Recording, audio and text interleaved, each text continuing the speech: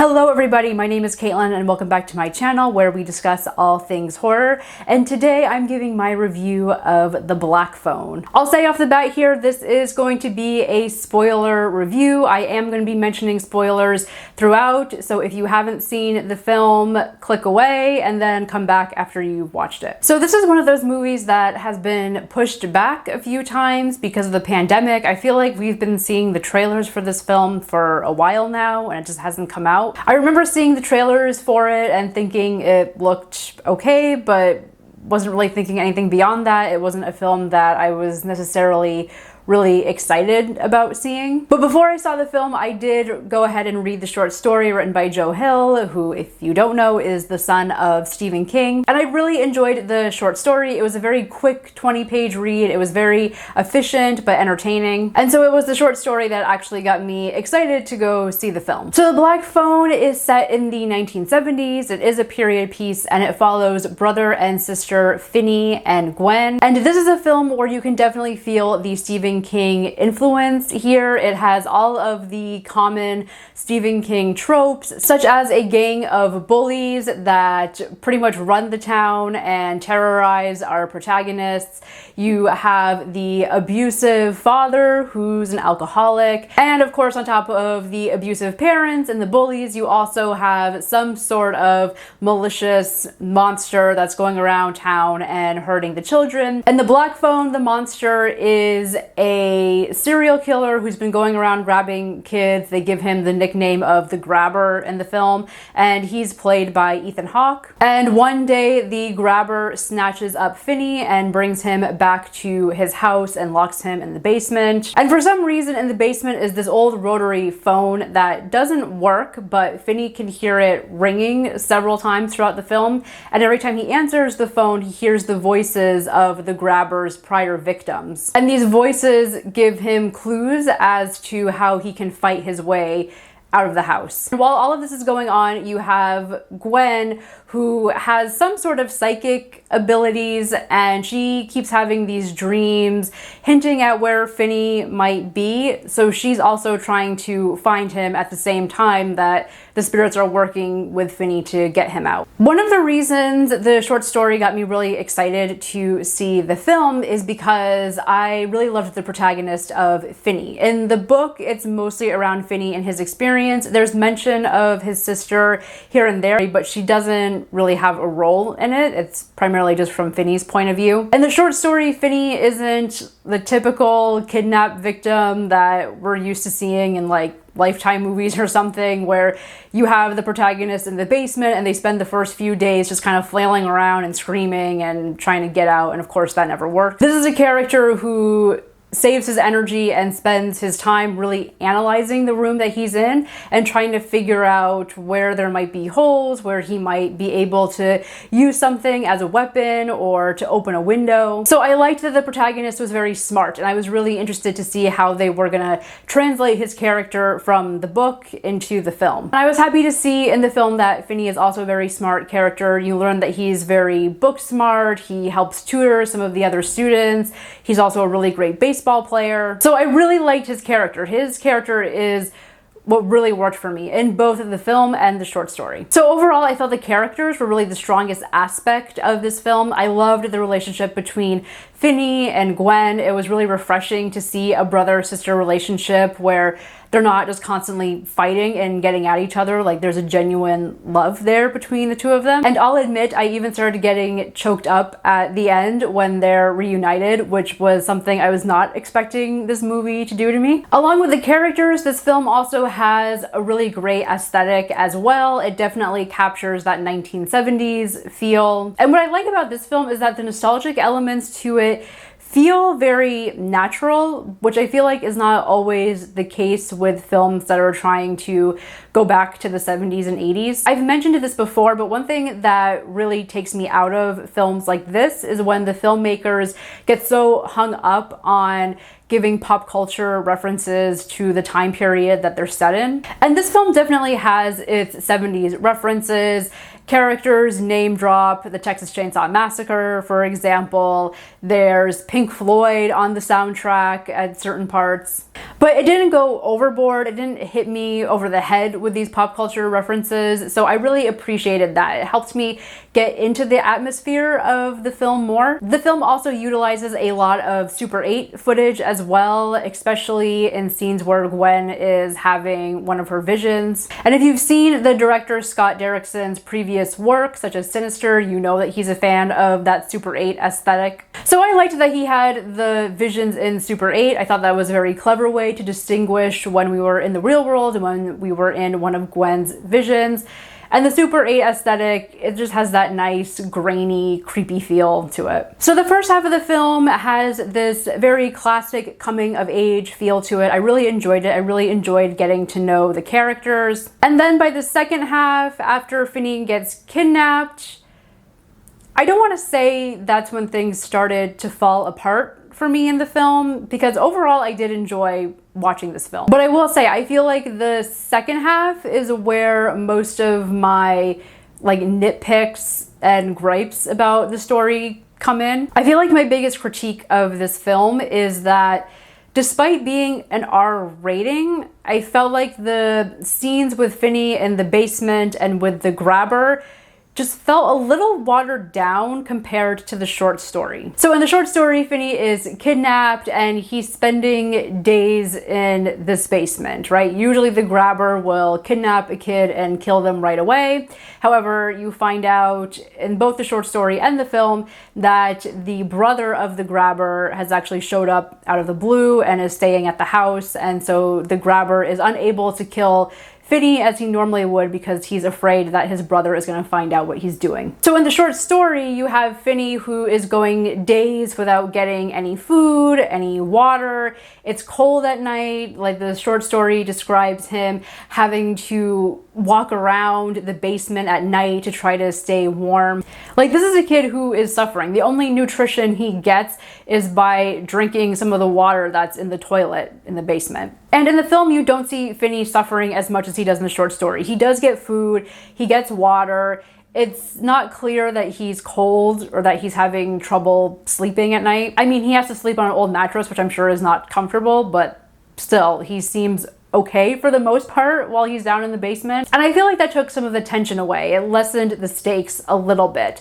In the short story, you also have moments where Finney is trying to figure out how to get out of the basement, and he's so sleep deprived and hungry and has hypothermia that there are just points where his body just gives up and he just passes out. He wakes up from these blackouts and has no idea what happened, and that's scary. That heightens the tension. There's the possibility that as he's blacking out, he is hitting this concrete floor and he might break something or get a concussion. Like, as the reader, you really feel for this kid and you're really rooting for him to figure out how to get out of this basement before either he kills himself or the grabber kills him. And what I also liked about the short story is that Finney is in the basement for a couple of days before he starts hearing the phone ring. And so it's a little ambiguous in the short story as to whether the spirits on the other end of the phone are really the spirits of the prior victims calling him, or if this is just a product of him being sleep deprived and starved, that he's just hallucinating these voices. I think the short story makes it pretty clear that it is the spirits that are calling him, but it's still fun to try to figure out, is this really happening? Is it not? And you don't get that in the film. The phone starts ringing immediately as soon as Finney is put into the basement. And in both the short story and the film, it's stated that Finney is the first child to hear the phone ring. It's always been ringing, the spirits have always been trying to come through, but nobody's heard it until Finney. And again, in the short story, this makes sense because he is so deprived of everything and he's starting to lose his mind a little bit. There's this idea in some religious spiritual circles that fasting or maybe depriving yourself of some necessity can actually help you get closer to spirit. And so I like that in the short story, Finney doesn't start hearing the voices, doesn't start connecting with spirit until he is a little deprived. He is going a little crazy. Because then it makes sense that he would be the first one to ever hear the phone ring. Whereas in the film, you don't get that. He just hears the phone ring. And so it's kind of like, well, why? Why Finney? What is it about Finney specifically that he's able to make this connection to the spirits? There is the one plot point that one of Finney's best friends from school was a victim of the grabber, but you don't hear the friend come in until the end of the film. Like, it might have made sense if the friend had kind of been there throughout the film and was telling the other spirits to help Finney in some way. And that would have been a nice parallel to the beginning of the film. There's a scene where you have the friend asking Finney, like, hey, can you come over and help me with homework? So Finney tutors him before he gets kidnapped. And then you go to the end of the film where you have the best friend tutoring Finney on how to get out of this situation that he's in. And they do that a little bit towards the end, like when he's telling Finney, you know, put the dirt in the phone and having him practice fighting. I wish that part had been maybe pushed a little bit more, just to have it make a little bit more sense as to why Finney is the only one out of all of these kids that the grabber has taken, why Finney is the only one that's hearing the phone ring. As far as the grabber goes, I thought Ethan Hawke did a pretty good job with what he was given. He definitely has his super creepy moments, especially those scenes where he leaves the basement door open as a trap for Finney, and he's just like upstairs waiting for Finney to come up so he can grab him, and he's just wearing that mask with the grimace on it, and it's super creepy. And so the film has a lot of good tense moments with him in it. I don't know if I would say his performance is up there with the likes of, you know, someone like Robert Englund or other iconic horror villain actors. Obviously, Ethan Hawke is a terrific actor. It wasn't really him. It was just that the script didn't give him a lot to do. Most of the dialogue that he has in the film is all the dialogue that that character has in the short story. And I know they wanted to keep him a little bit mysterious and not give a motive as to why he's kidnapping children, which is fine. I just wish we could have gotten a little bit more of his character. Like, why is he wearing the mask? What is it about this mask that he's wearing? Obviously, the mask is a huge part of the marketing for this film. I'm sure we're going to be seeing it in every Spirit Halloween store come this October. So the mask, which, fun fact, is partly created by the great Tom Savini. It's definitely creepy. It has a definitely creepy look to it. But I was just like, why is this character wearing a mask? Because he's not wearing a mask in the short story. In the short story, he's actually just this kind of regular guy. He's described as a rather heavy set man, just this kind of regular Joe. I was listening to a couple of interviews with Ethan Hawke, and he was talking about how the character uses the mask as a way to kind of hide himself. Like, he actually has a lot of guilt and is very disgusted by what he's doing, that the only way he can really go through with these actions is by wearing the mask. And it's definitely hinted at in both the short story and the film that the grabber has maybe some guilt or is disgusted with himself as to what he's doing. There's a line in both the book and the film where Finney says to him, oh, you're the one that killed all those other kids.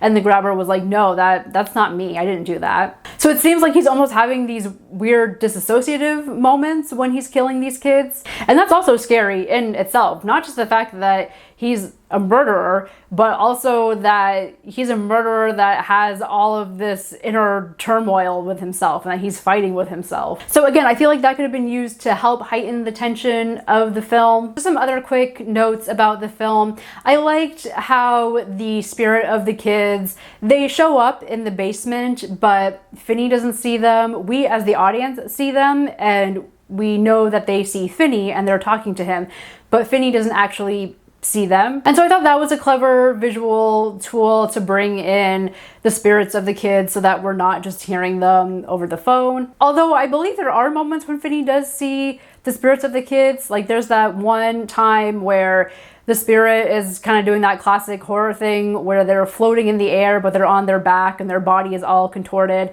And I'm pretty sure Finney sees them. I remember him screaming and reacting to that image. So I guess sometimes he sees them and sometimes he doesn't.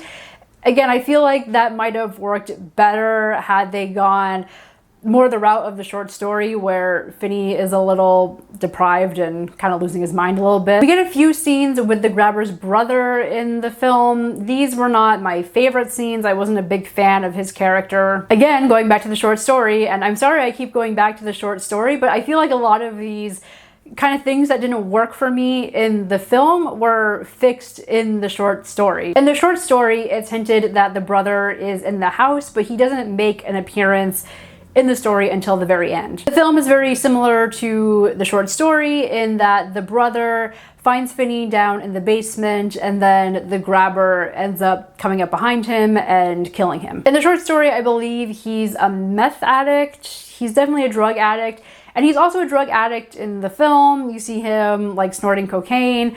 But in the film, he's also this like pseudo detective where he's trying to figure out where the missing kids are and who is taking them, and he's got the stereotypical like map and all the newspaper clippings and like the string that's like connecting each event to each other. And of course the joke being that he doesn't know that his own brother is the one that's stealing the kids, right? Like the victims are right underneath him in the basement.